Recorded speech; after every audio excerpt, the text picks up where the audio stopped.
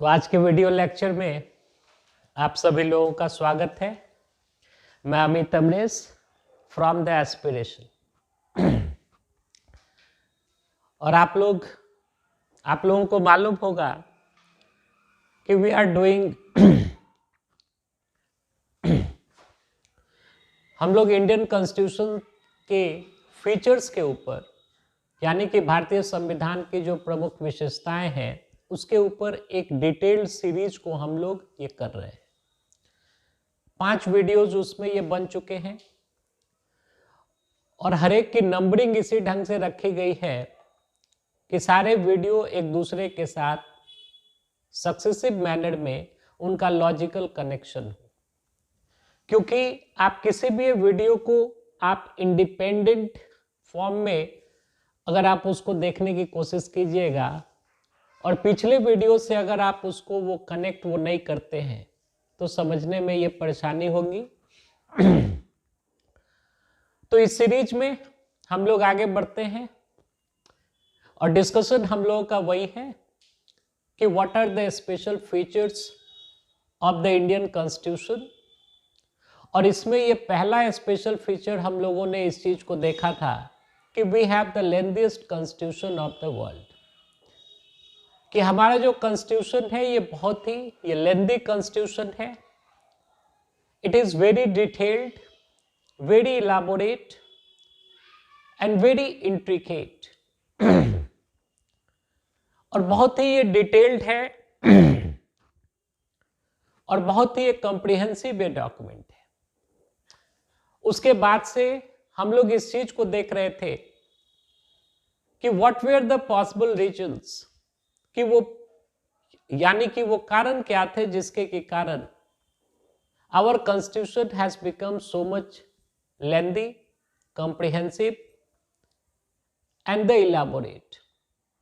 वो क्या कारण थे? Because the experiences of the world, जो वर्ल्ड में जो डिफरेंट कंट्रीज के जो कॉन्स्टिट्यूशंस हैं, यानी कि जहां कहीं भी रिटन कॉन्स्टिट्यूशन के आधार पे शासन का कार्य संचालित किया जाता है, यानी कि जहां पे भी कॉन्स्टिट्यूशनल डेमोक्रेसी है, तो अक्सर हाँ ये पाया जाता है कि वहां के जो संविधान होते हैं, वहां के जो कॉन्स्टिट्यूशन होते हैं, वो कॉन्स्टिट्यूशन इतना इलाबोरेट नहीं होते हैं, इतना कॉम्प्रिहेंसिव नहीं होते हैं जितना कि भारतवर्ष का संविधान है।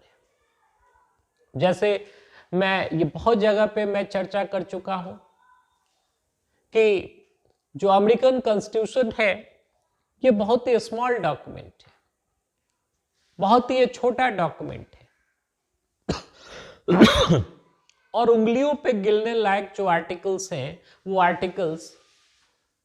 आपको अमेरिकन कॉन्स्टिट्यूशन में मौजूद है। और हमारा संविधान देखिए तो हमारा कॉन्स्टिट्यूशन इतना इलाबोरेट है, इतना कॉम्प्रिहेंसिव है, तो कुछ ना कुछ उसके ये कारण ये रहे होंगे।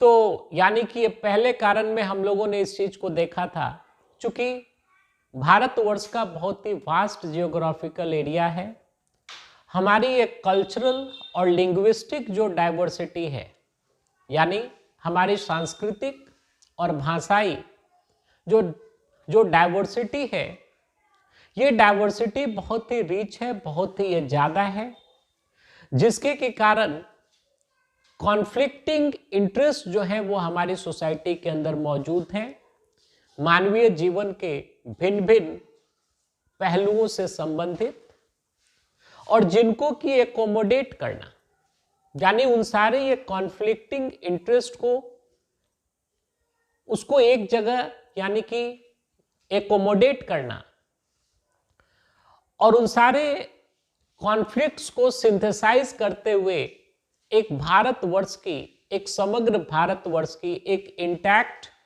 और यूनाइटेड भारतवर्ष की परिकल्पना करना, ये अपने आप में बहुत ही एक दुरूह कार्य है। हमारे कॉन्स्टिट्यूशन मेकर्स इन बातों को समझ रहे थे, जिसके के कारण हमारे देश की जो विस्तृत भौगोलिक सीमा थी, जो भौगोलिक ये क्षेत्र है, और इस भौगोलिक क्षेत्र के अंदर भिन्न भिन्न ढंग, भिन्न भिन्न रहन सहन, भिन्न भिन्न प्रकार के जो लोग हमारे देश के अंदर जो रहते हैं, तो इतने बड़े देश को और इतनी डाइवर्सिटी लिए हुए ये देश को एक सूत्र में बांध करके रखना, इसको इंटैक्ट रखना, ये एक चैलेंजिंग ये टास्क था। और जिसके के कारण ऐसी बहुत सारी ये बातें हैं जो कि बातें किसी दूसरे देश के ये संविधान में, यानी कि किसी दूसरे देश में वो सब बातें इतनी महत्व नहीं रखती हैं कि उन बातों को वहां के देश के संविधान में ही स्थान मिले। लेकिन हमारे देश में ऐसा महसूस किया गया कि ये सब बातें भी महत्वपूर्ण हैं हमारे देश की यूनिटी और इंटीग्रिटी को बनाए रखने के लिए। तो इसीलिए वैसी बातों को भी संविधान में स्थान देना पड़ा और संविधान में उसको रखा गया, उससे संबंधित प्रोविजंस को रखे गए, जिसके के चलते इंडियन कॉन्स्टिट्यूशन का जो साइज है वो साइज ये बड़ा हो गया, वो कॉम्प्रिहेंसिव ये डॉक्यूमेंट हो गया। पहला कारण ये था। दूसरा कारण हम लोगों ने देखा था कि बहुत सारे ऐसे हिस्टोरिकल फैक्टर्स थे जो कि historical factors they were responsible for the bulky size of the Indian constitution. भारतीय कॉन्स्टिट्यूशन का जो बल्कि साइज है उसके पीछे वो रिस्पॉन्सिबल है।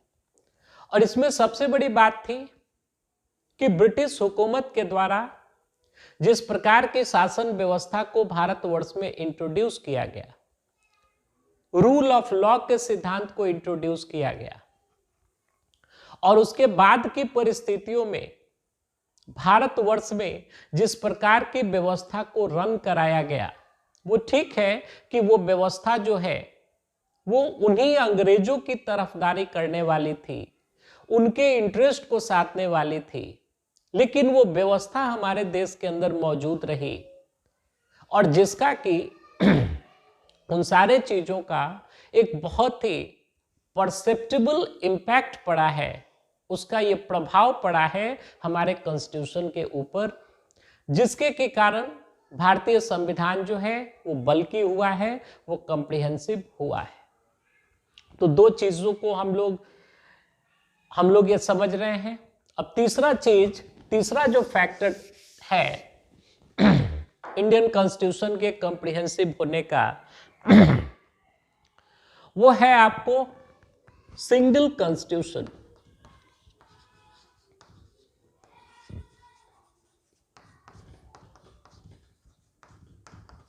ध्यान से समझिए, ये सब ये कॉन्स्टिट्यूशनल जो ये डिस्कोर्स है, ये सब काफी फंडामेंटल डिस्कोर्स हैं किसी भी स्टूडेंट्स के, जो उनका एकेडमिक लाइफ होता है, जो उनका एजुकेशनल लाइफ होता है, उससे रिलेटेड। अब अगर इस चीज को हिंदी में देखा जाए सिंगल कॉन्स्टिट्यूशन, तो हिंदी में इसका ये ट्रांसलेशन हुआ कि एक संविधान। ये किस ये संदर्भ में बोला जा रहा है? तो इस संदर्भ में बोला जा रहा है, सीखने को बहुत कुछ है, ये समझिए। इस संदर्भ में ये बोला जा रहा है कि भारतवर्ष में, हम लोग जानते हैं कि भारतवर्ष जो है, आप लोगों ने सुना होगा, आप लोग जानते भी होंगे कि इंडियन कॉन्स्टिट्यूशन का जो फर्स्ट आर्टिकल है, ये थोड़ी ये टेक्निकल बातें हैं, इसको ये ध्यान से आप ये समझिए। इंडियन कॉन्स्टिट्यूशन का जो फर्स्ट आर्टिकल है, ये पहला आर्टिकल है, वो इस चीज का प्रावधान करता है, इस चीज की व्यवस्था करता है कि India shall be A union of states. यानी भारतवर्ष के लिए जिस टर्म का इस्तेमाल किया गया है वो है यूनियन ऑफ स्टेट्स, और स्टेट्स का यहां पे मतलब है राज्य। यानी भारतवर्ष जो है ये एक राज्यों का ये यूनियन है, एक संघ है। अब देखिए, इस भी चीज को ये ध्यान में रखिएगा, नोवेयर इन द कॉन्स्टिट्यूशन, भारतीय संविधान में ये कहीं पे भी the term federation for the Indian political system has been used in our constitution. यानी भारतीय संविधान में कहीं पे भी फेडरेशन, यानी कि भारत के अंदर जो शासन की व्यवस्था है, जो राज्य का जिस प्रकार से यह संगठन है, देश का जिस प्रकार से राजनीतिक तौर पे संगठन है, उस व्यवस्था को डिस्क्राइब करने के लिए फेडरेशन वर्ड का, संघ का, संघीय व्यवस्था का, फेडरेशन ये शब्द का इस्तेमाल नहीं किया गया है। अब इसकी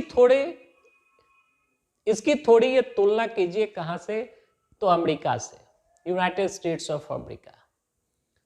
तो यूनाइटेड स्टेट्स ऑफ अमेरिका, जैसा कि नाम से ही स्पष्ट है, United States of America, United States of America. Focus कीजिए, यानी अमेरिका के रूप में हम लोग जिस देश को ये जानते हैं, वो देश भी बहुत सारे राज्यों का वो एक संगठन है।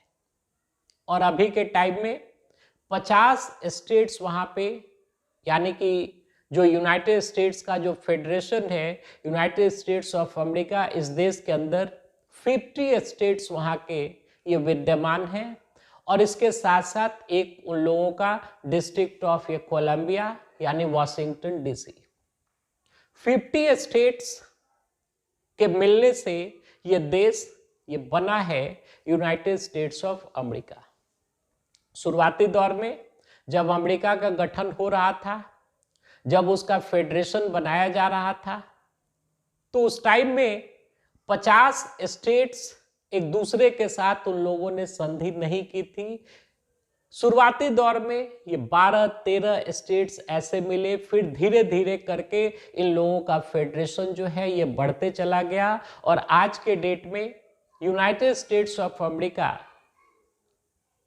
कंट्री के रूप में हम लोग जिस देश को जानते हैं, उसमें 50 स्टेट्स हैं और एक उनका वॉशिंगटन डीसी एक स्पेसिफाइड रीजन है, जिसको कि वो लोग स्पेशल कंट्रोल में रखती हैं। वहां की फेडरल गवर्नमेंट जो है, यानी वहां की जो केंद्रीय सरकार है, वो अपने स्पेशल कंट्रोल में रखती है, जिसको हम लोग बोलते हैं वॉशिंगटन डीसी।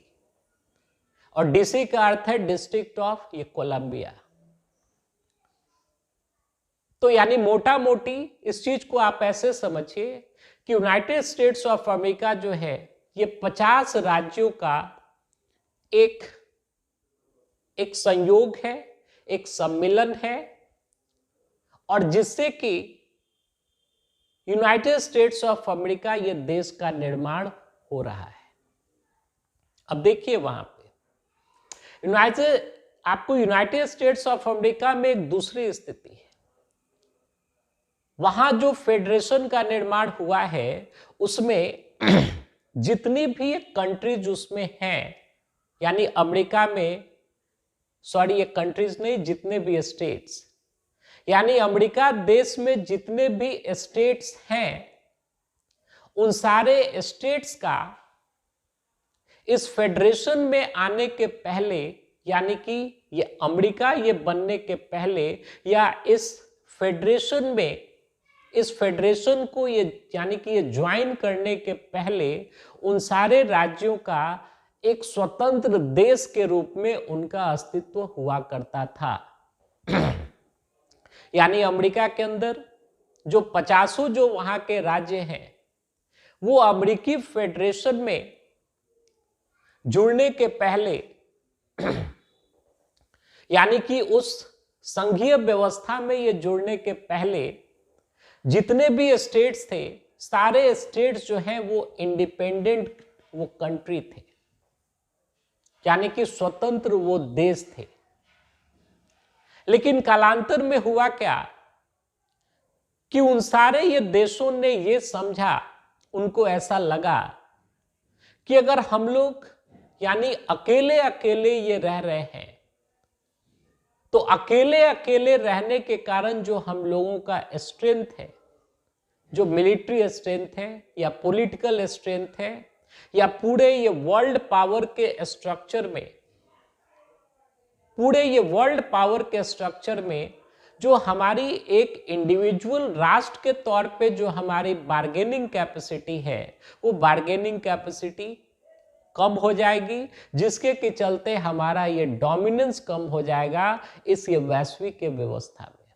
तो इसीलिए उन लोगों ने सोचा, आप लोग भी जानते होंगे, अगर 5 भाई हैं मान लीजिए या 5 लोग मान लीजिए, वो हो सकता है कि वो पांचों लोग जो है ब्लड का रिलेशन ना हो और पांचों ही अपनी अलग अलग स्वतंत्र जिंदगी को जी रहे हो।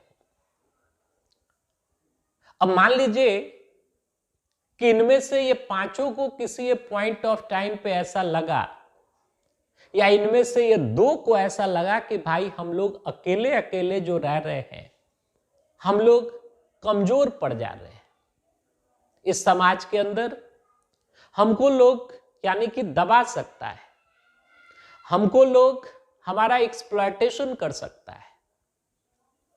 तो इन 2 लोगों ने मान लीजिए कि आपस में ये डिसाइड किया कि भाई देखो, जहां तक हम लोगों की व्यक्तिगत आइडेंटिटी का प्रश्न है, पर्सनल आइडेंटिटी का प्रश्न है, उस ये पर्सनल आइडेंटिटी से जुड़ी हुई जितनी ये चीजें हैं, उस पे तो हम लोग ये स्वतंत्र होंगे, अपनी अपनी बात को मानेंगे, लेकिन जिन बातों पे हमारा ये कॉमन इंटरेस्ट है, यानी कि जो बात हम दोनों को ही अगर समान तरीके से ये प्रभावित कर रही है और जिससे कि हमारा जो ये डेंजर है, मतलब हमारे एग्जिस्टेंस के ऊपर ये डेंजर यानी कि खतरा ये पैदा हो सकता है, तो उन मामलों के ऊपर हम लोग एक सहमति बनाते हुए आपस में एक संधि करते हैं कि जब यानी वैसे मामले उत्पन्न होंगे जो कि हम दोनों के ये कॉमन इंटरेस्ट के हैं, तो अगर वैसे मामले उत्पन्न होंगे तो हम लोग एक यूनिट के रूप में काम करेंगे, एक इकाई के रूप में काम करेंगे, और हमारे जो ये पर्सनल डिफरेंसेस हैं, उन डिफरेंसेस को हम लोग ये भूल करके काम करेंगे, और ये नॉर्मल टाइम में हम लोग अपने अपने तरीके से जीवन को जीने के लिए स्वतंत्र हैं। तो इस बारे में यानी कि ऐसे ये टर्म्स एंड कंडीशन के तहत इन 2 लोगों की मान लीजिए कि सहमति ये बनी साथ रहने की। और ये साथ रहना कैसा हुआ? तो ये साथ रहना ऐसा हुआ कि जहां हमारी ये पर्सनल आइडेंटिटी का प्रश्न है, व्यक्तिगत जो हमारी पहचान है उसका प्रश्न है, उससे जो जुड़े हुए मुद्दे हैं, उन मुद्दों पे हम लोग अलग अलग हैं। मतलब हम लोग स्वतंत्र हैं कि हम लोग अपने अपने यानी कि पर्सनल आइडेंटिटी से संबंधित या हमारे जो स्पेसिफिक हमसे रिलेटेड बातें हैं उसको हम माने। लेकिन यह भी सहमति बनी कि जो हम दोनों ही लोगों का जो कॉमन इंटरेस्ट है, उस कॉमन इंटरेस्ट के ऊपर हम लोग एक साथ हैं, एकजुट हैं, और खास करके ये कॉमन इंटरेस्ट की जो बातें हैं वो उन चीजों से रिलेटेड हैं जो कि बाहरी ये डेंजर से, एक्सटर्नल एग्रेशन से हम लोगों को बचाए। बाहर का कोई व्यक्ति या कोई भी ऐसी चीज हमको यानी कि नेस्ताबूंद ना कर दे, हमको खत्म ना कर दे, तो उस चीज से अपने आप को ये बचाने के लिए हम लोग ये दोनों ही लोग यूनाइटेड रहेंगे। अब आप देखिए, इन 2 लोगों की जो जुड़ने की ये प्रकृति है, इसमें मूलभूत अंतर है। अब मान लीजिए कि 2 लोगों की सहमति हुई, उन लोगों ने इस ढंग से रहना शुरू कर दिया। अब उसको देख करके दूसरे अन्य भी जो ये 3 लोग थे, वो 3 लोग भी वो भी इंटरेस्टेड हुए, उनको भी लगा कि ये अरेंजमेंट ये बढ़िया है। इससे यानी कि इस अरेंजमेंट से हम लोग अपनी इंडिविजुअल आइडेंटिटी को, व्यक्तिगत पहचान को भी मेंटेन रखने में सफल हो पा रहे हैं, और इसके साथ साथ एक यूनिट के रूप में, एक कलेक्टिव यूनिट के रूप में, जो हम लोगों का ये कलेक्टिव इंटरेस्ट है, जो सामूहिक हित है, वो सामूहिक हित भी प्रोटेक्टेड रह रहा है। और हम लोग इस सोसाइटी के अंदर हम लोग एक मजबूत यूनिट के रूप में ये कार्य कर रहे हैं। जल्दी हम लोगों को कोई यानी कि दबा नहीं सकता है, जल्दी कोई हम लोगों को एक्सप्लॉइट नहीं कर सकता है। ठीक इसी प्रकार की, इसी एनालॉजी को आप अप्लाई कीजिए ये अमेरिकी व्यवस्था के ऊपर। जो अमेरिकी फेडरल सिस्टम है, अमेरिकी फेडरल सिस्टम में मान लीजिए कि आप इसको अमेरिका मानिए, इस पूरे कंट्री को, इस पूरे ये साइज को हम अमेरिका मान रहे हैं। तो अमेरिका के अंदर जितने भी ये देश हैं, सॉरी देश बोल दिए, अमेरिका के अंदर जितने भी राज्य हैं, हमने अभी बोला कि 50 राज्य हैं। अब 50 तो यहाँ पे राउंड राउंड शेप लिए हुए ये बन नहीं सकता है, जितना बन सकता है हमने बना दिया। आप मान करके चलिए कि ये पूरी जो आकृति है, ये पूरी आकृति रिप्रेजेंट कर रही है यूनाइटेड स्टेट्स ऑफ अमेरिका को। और इसके अंदर जो छोटी छोटी गोल जो आकृतियां हैं वो रिप्रेजेंट कर रही हैं किसको? तो अमेरिका के अंदर जो राज्य हैं, जो वहां के स्टेट्स हैं, उनको रिप्रेजेंट कर रही है। हमने अभी आपको क्या बोला कि यूनाइटेड स्टेट्स ऑफ अमेरिका ये देश बनने के ये पहले जितने भी उसके अंदर जो राज्य थे, वो सारे राज्य जो हैं वो इंडिपेंडेंट वो नेशन थे, स्वतंत्र देश थे। फिर आपस में उन लोगों ने विचार विमर्श किया। शुरुआती दौर में ये कुछ स्टेट्स ही इस मुद्दे के ऊपर विचार विमर्श किया, जैसे कि अभी हमने एनालॉजी दी, एग्जाम्पल दिया कि 5 लोग हैं और अलग अलग वो वीक हैं, और एक ऐसी प्रकार की व्यवस्था को बनाया जाना जिसमें कि कलेक्टिव इंटरेस्ट, यानी कि इन 5 लोगों का अगर एक ग्रुप तैयार हो जाए, जिस ग्रुप में कि ऐसी व्यवस्था हो कि इन 5 ही लोगों की जो अपनी अपनी सेपरेट आइडेंटिटी है, उस आइडेंटिटी को वो लोग मेंटेन रखें, लेकिन इसके साथ साथ इन 5 ही लोगों का जो समूह या ग्रुप तैयार हो रहा है, तो एज ए ग्रुप इन लोगों की जो कलेक्टिव इंटरेस्ट है, जो सामूहिक हित है, वो सामूहिक हित भी सुरक्षित रहे। यानी कि जब कोई ऐसा ये खतरा इनके सामने, इनके आगे आए, जो कि इन 5 के एग्जिस्टेंस के ही ऊपर, उनके अस्तित्व के ऊपर ही वो सवाल पैदा करने वाला हो, तो ये 5 जो लोग हैं, ये 5 लोग एक यूनिट के रूप में काम करने लगे। ये इनका ये कलेक्टिव इंटरेस्ट हुआ। यानी कि अगर इन 5 ही लोगों के कलेक्टिव इंटरेस्ट की अगर बात होती है, तो उस मामले में ये एक समूह के रूप में ये कार्य करने लगे, एक यूनिट के रूप में वो कार्य करने लगे। अगर इस प्रकार की व्यवस्था हो तो ठीक, तो इससे होगा क्या? इन 5 ही लोगों का जो सोसाइटी के अंदर जो पावर और प्रेस्टीज है, ये ऑटोमेटिकली ये बढ़ जाएगी। कोई इसको ये दबा नहीं पाएगा, क्योंकि ये 5 जो हैं कॉमन इंटरेस्ट के मामले में वो क्या है? यूनाइटेड। अब इसी एनालॉजी को, इसी लॉजिक को आप अप्लाई कीजिए इसके ऊपर। यूनाइटेड स्टेट्स ऑफ अमेरिका में जो फेडरल सिस्टम काम करता है, उस सिस्टम के ऊपर सारे देश यूनाइटेड स्टेट्स ऑफ अमेरिका के फॉर्मेशन के पहले सारे ही जो देश थे वो स्वतंत्र थे। फिर इन लोगों के बीच एक सहमति बनी शुरुआती दौर में, ये कुछ ही स्टेट्स के बीच में, और धीरे धीरे उस यानी कि उस फेडरेशन में या उस ये फेडरल सिस्टम में दूसरे भी अन्य देश जो हैं ये जुड़ते चले गए, और जो कि आज के डेट में उसकी संख्या कितनी है, यानी कि 50 राज्य जो हैं वो वहां यूनाइटेड स्टेट्स ऑफ अमेरिका में वो मौजूद हैं। तो ये सब इंडिपेंडेंट स्टेट थे। अब इन लोगों ने, अब देखिए वहां पे हुआ क्या, इन सारे स्टेट्स ने इस प्रकार से आपस में संधि की, यानी इस प्रकार से आपस में अंडरस्टैंडिंग ये डेवलप की, इस प्रकार से ये संधि की कि हम लोग एक ऐसी ये व्यवस्था का निर्माण करेंगे जिस व्यवस्था में हमारी ये सेपरेट आइडेंटिटी है, यानी क्योंकि हर एक राज्य आपको क्या था, स्वतंत्र देश था, तो हर एक राज्य का अपना कल्चर, अपना रहन सहन, अपना वे ऑफ लाइफ सब अलग अलग थी।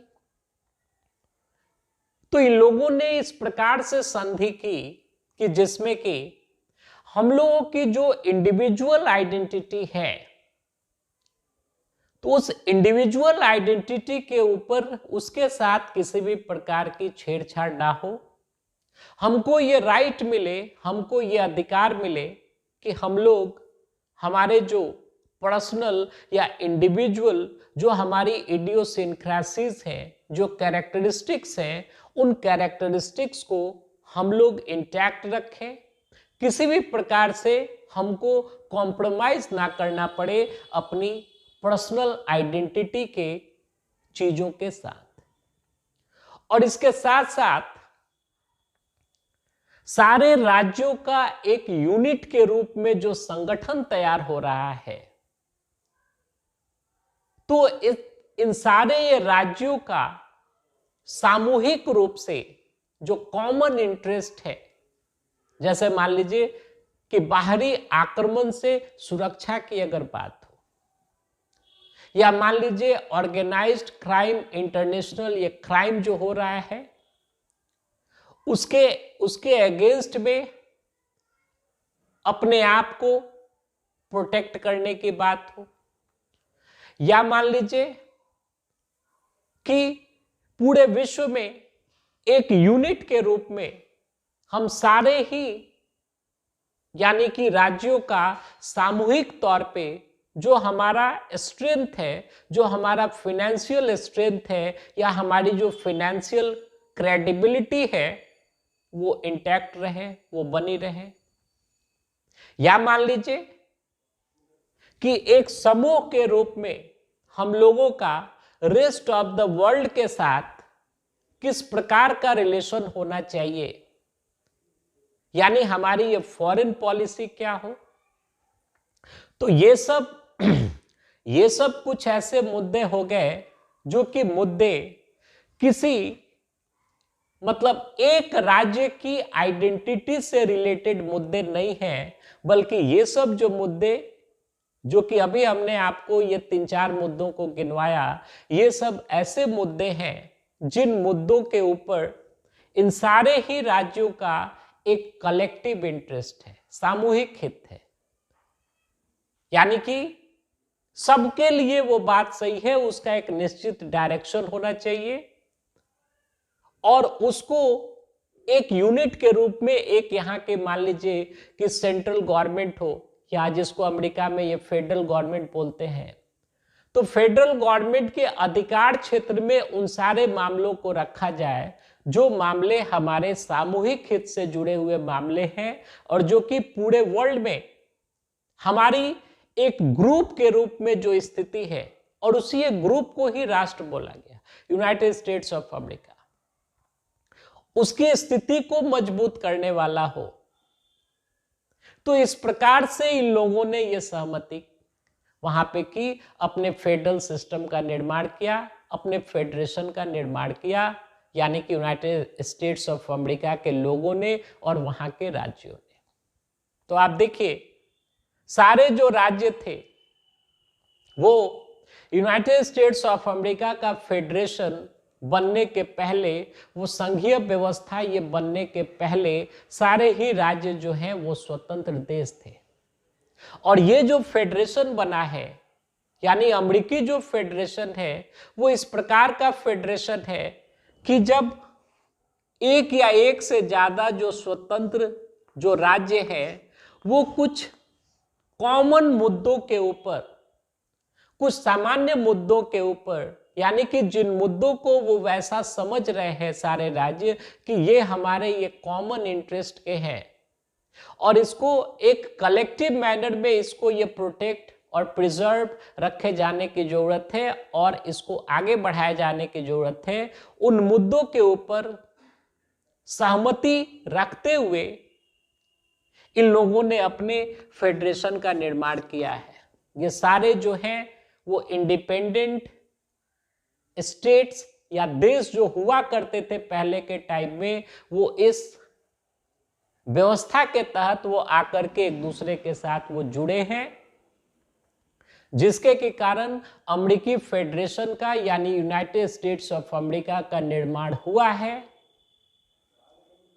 तो अब इसमें अब आप इन चीजों को स्पष्ट तरीके से समझ सकते हैं कि अमेरिकी जो कॉन्स्टिट्यूशन बना है, अमेरिकी जो संविधान बना है, उस ये संविधान में इन राज्यों के, यानी कि जो भी ये राज्य हैं, इन राज्यों की अपनी पर्सनल आइडेंटिटी से संबंधित, यानी कि व्यक्तिगत पहचान से संबंधित जितने भी इश्यूज हैं या उनके जो भी राइट्स हैं या जितने भी मैटर्स हैं, उन सारे मामलों को ड्यू रेस्पेक्ट दिया गया है, उसको रिकॉग्नाइज करता है वहां का कॉन्स्टिट्यूशन यानी कि अमेरिका का कॉन्स्टिट्यूशन। इसलिए आप देखिएगा कि अमेरिका में हर एक राज्य का अपना अलग अलग ये फ्लैग भी है, अपना अलग अलग ये झंडा भी है। एक तो यूनाइटेड स्टेट्स ऑफ अमेरिका का as a whole national flag है उन लोगों का, लेकिन उसके साथ साथ अमेरिका के अंदर जितने भी राज्य हैं, सारे राज्यों का अपना अलग अलग ये फ्लैग भी है, क्योंकि उनकी ये पर्सनल आइडेंटिटी से रिलेटेड वो मामला है। आप अमेरिका में जाओगे तो हर एक राज्य का अपना अपना कॉन्स्टिट्यूशन भी है, उनका अपना अपना ये संविधान भी है। तो जो अमेरिकी कॉन्स्टिट्यूशन है, यानी कि फेडरल गवर्नमेंट, यानी कि सेंट्रल लेवल पे या फेडरेशन के लेवल पे जो कॉन्स्टिट्यूशन वहां पे वर्क कर रहा है, वो कॉन्स्टिट्यूशन रिकॉग्नाइज करता है कि हाँ, सारे राज्यों के अपने अपने यानी कि ये कॉन्स्टिट्यूशन भी है। आप अमेरिका में जाओगे वहां पे ये यानी कि ये ड्यूअल सिटीजनशिप है। ड्यूअल सिटीजनशिप का ये मतलब हुआ कि आप अमेरिका के भी नागरिक हैं और उसके साथ साथ आप जिस राज्य के अंदर रहते हैं उस राज्य का भी सिटीजनशिप आपको हासिल है। तो ड्यूअल सिटीजनशिप का वहां पे प्रावधान है। तो ये सब सारे प्रावधान ये किस लिए किए गए? हर एक राज्य में वहां पे जाओगे तो हर एक राज्य का अपना अपना सुप्रीम कोर्ट है, यानी कि उस राज्य के जो भी लॉज वहां के स्टेट के लेजिस्लेचर्स ने ये बनाया है, तो उन सारे ये कानूनों के ऊपर अंतिम रूप से एडजुडिकेशन करने के लिए हर एक राज्य का अपना अपना सुप्रीम कोर्ट भी है।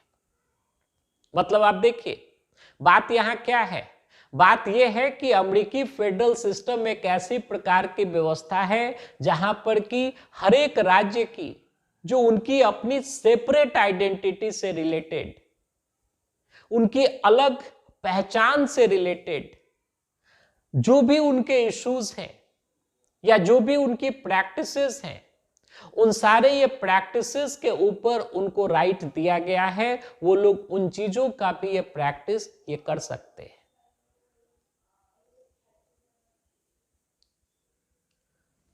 अब थोड़ा ये भारतवर्ष की स्थिति को समझिए। आप क्या सोचते हैं?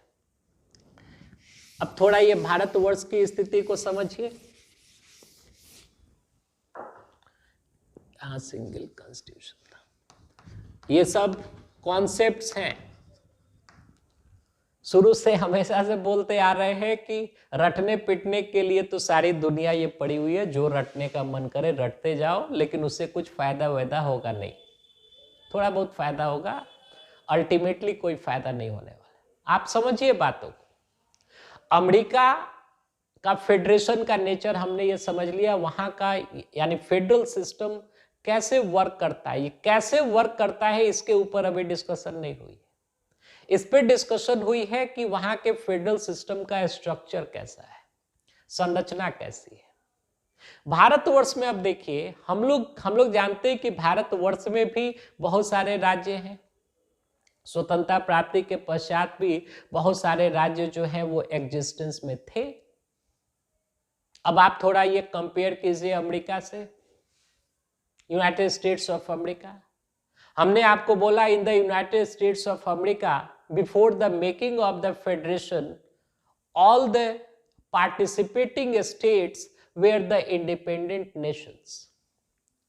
जितने भी पार्टिसिपेटिंग स्टेट्स थे वो सब इंडिपेंडेंट वो देश थे।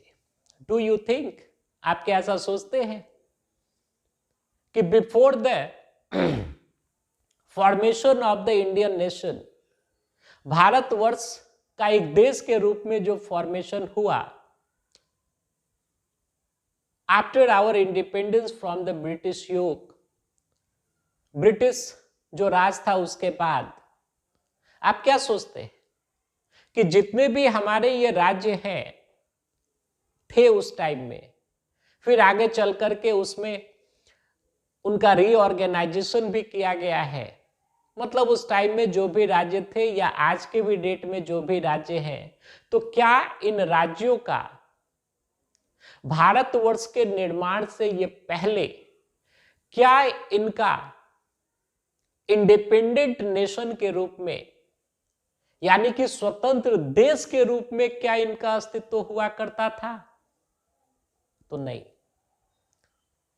भारतवर्ष में जितने भी स्टेट्स हैं, ये आप समझिए, बिहार ले लो, यूपी ले लो, आंध्र प्रदेश ले लो, तेलंगाना ले लो, तमिलनाडु ले लो, पंजाब ले लो, भारतवर्ष के अंदर जितने भी स्टेट्स हैं, यानी कि भारत एक देश ये बनने के ये पहले एक स्वतंत्र देश के रूप में जब हमारे देश का अस्तित्व हुआ, हमारा जब कॉन्स्टिट्यूशन बना, उस कॉन्स्टिट्यूशन के बनने के पहले इन सारे राज्यों का अलग देश के रूप में कोई अस्तित्व नहीं हुआ करता था। तो फिर हमारे देश के अंदर जो स्टेट्स का जो रीऑर्गेनाइजेशन हुआ है वो किस यानी कि वो किस आधार पे हुआ है? मतलब आप एक तरफ ये कंपेयर कीजिए अमेरिका से। अमेरिका में जितने भी राज्य हैं, सारे राज्य जो हैं वो इंडिपेंडेंट देश थे, सब अलग अलग थे एक दूसरे से। और फिर एक संधि के तहत ये सारे जो देश हैं वो इकट्ठे हुए और एक यूनिट के रूप में वो कार्य करने लगे, जिसको कि यूनाइटेड स्टेट्स ऑफ अमेरिका बोला गया। और ये उनका फेडरल सिस्टम है। भारतवर्ष में आप देखिए तो भारतवर्ष, इसीलिए भारतवर्ष के संदर्भ में आप देखिएगा फेडरेशन वर्ड का यूज जो है वो हमारे कॉन्स्टिट्यूशन में नहीं किया गया है। आर्टिकल 1 में भी यूनियन ऑफ स्टेट्स, राज्यों का संघ। एग्जाम में ये सवाल भी पूछते हैं। जो उपमा दी गई है भारतीय व्यवस्था को, उसको बोला गया है कि India shall be A union of states, राज्यों का यह संघ होगा। क्योंकि हमारा जो संघ बना है, यूनियन ऑफ स्टेट्स जो बना है, तो इस संघ के ये बनने के पहले जो भी हमारे संघ के अंदर जो राज्य हैं, उन राज्यों का अपना कोई इंडिपेंडेंट या स्वतंत्र उनका अस्तित्व नहीं हुआ करता था। और भारतवर्ष में यानी कि भारतवर्ष के अंदर जो राज्यों का जो डिवीजन हुआ है, राज्यों का जो बंटवारा हुआ है, भिन्न भिन्न यानी राज्यों के रूप में उनकी जो सीमा बांट दी गई है, उसका प्राइमरी कंसिडरेशन यही है कि एडमिनिस्ट्रेटिव इफिशियंसी को बनाए रखने के लिए, यानी कि प्रशासनिक कुशलता को बनाए रखने के लिए, जिससे कि भारत एक लंबा चौड़ा देश है और ये देश में जो इस देश का जहां पर कि विविध प्रकार के लोग रहते हैं, इतनी ये प्लूरल सोसाइटी है तो ऐसे देश का अगर प्रशासन करना हो तो यानी कि प्रशासन करने में अगर हम सेंट्रलाइज्ड मैकेनिज्म का यूज कर रहे हैं, मतलब एक जगह बैठ करके पूरे भारतवर्ष को प्रशासनिक तौर पे अगर ये रन करने की कोशिश कर रहे हैं, then it's not possible to run a vast country like India having so much diversity from the centralising mechanism. ये पॉसिबल नहीं है। तो एडमिनिस्ट्रेटिव इफिशियंसी को बनाए रखने के लिए भारतवर्ष में राज्यों का, यानी भारतवर्ष का जो भूभाग है ये पहले से तय था। अब इसमें प्रशासनिक क्षमता, प्रशासनिक इफिशियंसी को बनाए रखने के लिए, जिससे कि भारतवर्ष के क्षेत्रों का प्रशासन जो है वो ठीक ढंग से, कुशलतापूर्ण ढंग से उसका संपादन हो सके, उसके चलते भारत ये देश को भिन्न भिन्न राज्यों में डिवाइड कर दिया गया। और फिर आगे चल करके जब स्टेट का रीऑर्गेनाइजेशन हुआ, जब ये सब बातें आई, जब स्टेट रीऑर्गेनाइजेशन ये कमीशन बना, तो लिंग्विस्टिक ये कंसिडरेशंस भी, यानी भाषाई आधार पे भी राज्यों का बंटवारा हुआ है, ये भाषा के आधार पे हमारे देश के अंदर। लेकिन प्राइमरी जो क्राइटेरिया है भारतवर्ष में राज्यों की सीमा निर्धारित करने के पीछे, वो एडमिनिस्ट्रेटिव इफिशियंसी ही रही है। अब आप अंतर समझ सकते हैं अमेरिका और हमारे में।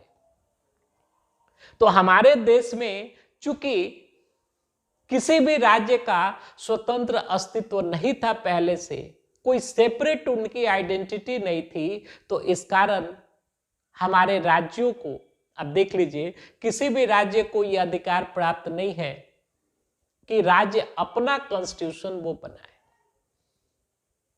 एक कुछ दिन पहले तक आर्टिकल 370 जो था, 370, जम्मू एंड कश्मीर को जो स्पेशल स्टेटस ये प्रोवाइड करता था, जिसमें कि ये व्यवस्था, एकमात्र वही एक्सेप्शन हुआ करता था भारतीय व्यवस्था में कि उस राज्य का, जम्मू एंड कश्मीर का एक अपना एक अलग संविधान था।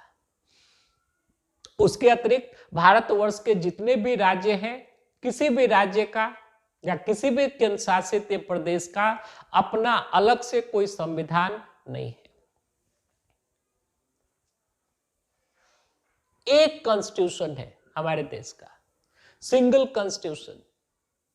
पूरे भारतवर्ष के लिए वो कॉन्स्टिट्यूशन जो है वो अप्लाई होता है।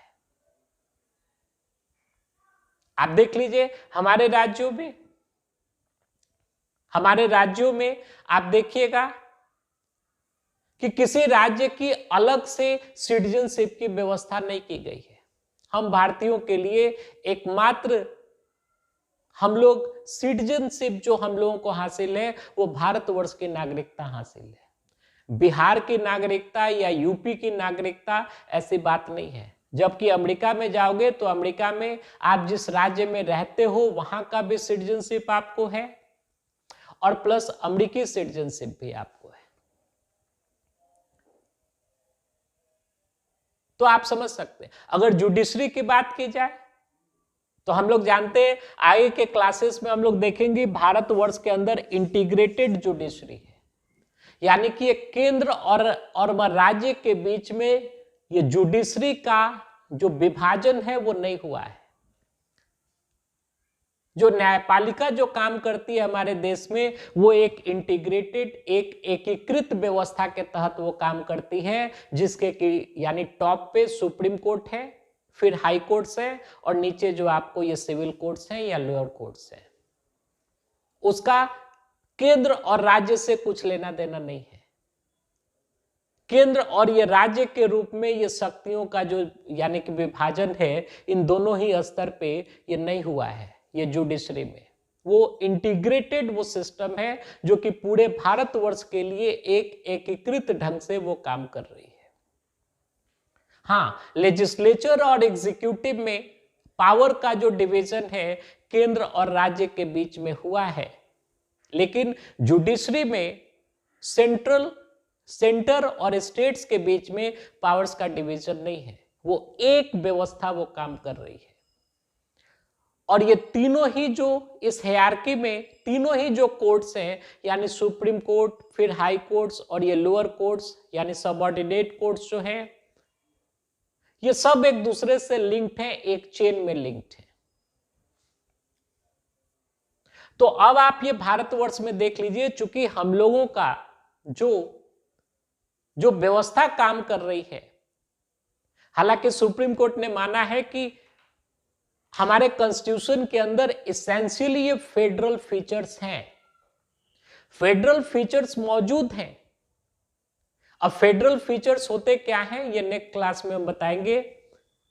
फेडरल फीचर्स मौजूद हैं और सुप्रीम कोर्ट उसको basic structure of the constitution के भी तहत वो रखता है।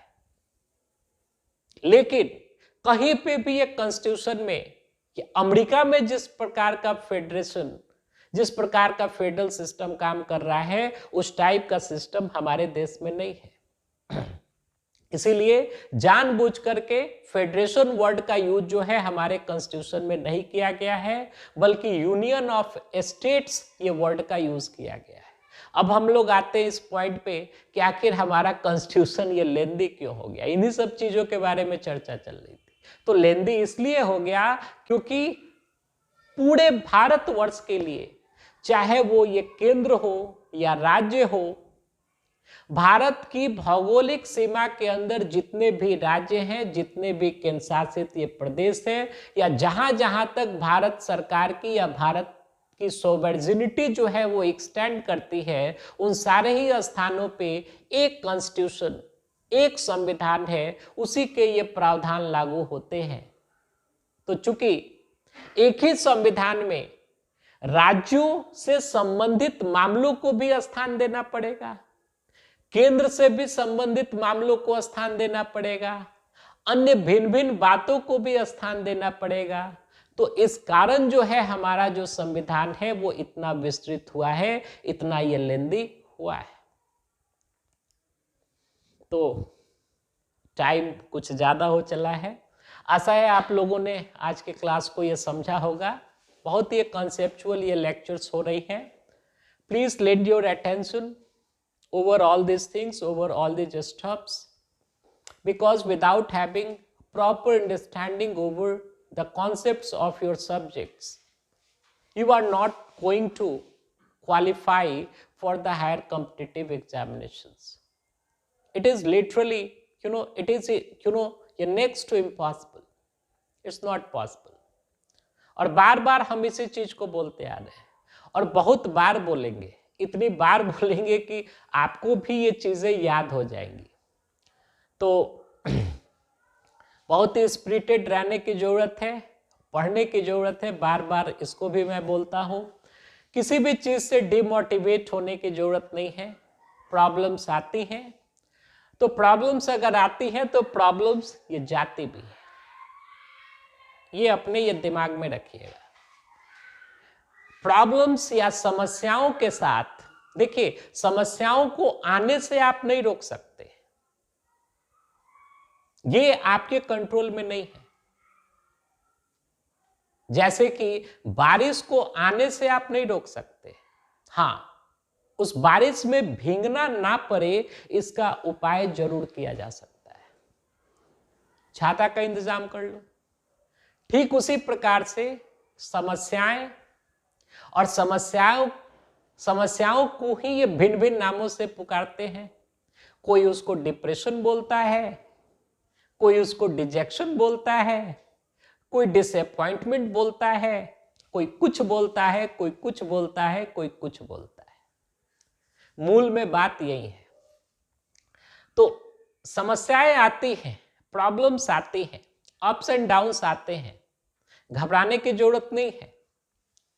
और समस्याओं को आने से रोका भी नहीं जा सकता है, ये भी बात सही है। अगर आप ऐसा ये गोली खोजने निकल जाइएगा कि बारिश को आने से ही रोक दे, तो खोजते रहिए। बारिश आज नहीं आई है, कल आ जाएगी, कल नहीं आई है, परसों आ जाएगी, चौथा रोज आ जाएगी, आएगी जरूर। ठीक उसी प्रकार से ऐसा आपके पास कोई भी उपाय नहीं है जिस उपाय से आप समस्याओं को आने से रोक सके। ये चीज नहीं पॉसिबल है, वो आएंगी। आप क्या कर सकते हैं? तो आप इसी चीज को कर सकते हैं, जैसे कि ये छाते का इंतजाम, यानी कि उन समस्याओं से आप अफेक्टेड ना हो। आपकी इफिशियंसी के ऊपर, आपके दिमाग के ऊपर, आपके सोचने समझने की कैपेसिटी के ऊपर उन चीजों का प्रभाव ना पड़े, इस काम को सफलतापूर्वक किया जा सकता है। और कैसे किया जा सकता है? तो अभ्यास से किया जा सकता है। और अंधकार को हटाने के लिए हमने ये पहले भी बोला है, अंधकार को हटाने से नहीं हटेगा, प्रकाश को लाना पड़ेगा। तो जो महत्वपूर्ण चीजें हैं, जो पॉजिटिव चीजें हैं, जो आपके लाइफ में जो होप है, उस होप की तरफ ये देखने की जरूरत है, उसके साथ जुड़ने की जरूरत है। जब होप के साथ आप ये जुड़िएगा, जब उसके साथ अपना ताल कदम ये बैठा लीजिएगा, तो जहां लाइट है वहां अंधेरा नहीं है, तो जहां होप है फिर वहां ये निराशा की कोई बात नहीं है। तो इसी नोट के साथ आज के क्लास को हम खत्म कर रहे हैं। होपफुली हम लोग अगले दिन इस चर्चा को आगे बढ़ाएंगे। तब तक के लिए आप सभी लोगों को बहुत बहुत धन्यवाद।